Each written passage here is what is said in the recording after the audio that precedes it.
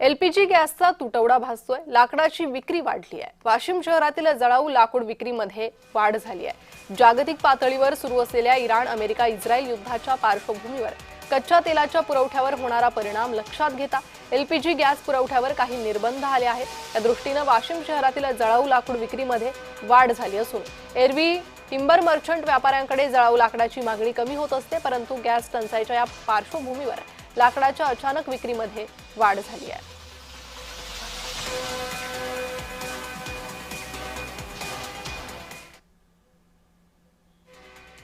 तर वाशिम शहरात जळाऊ लाकडाची किंमत वाढलेली आहे, विक्री वाढलेली आहे। मोठ्या प्रमाणात लाकडाची मागणी या गॅस पुरवठ्यामुळे वाढलेली आहे।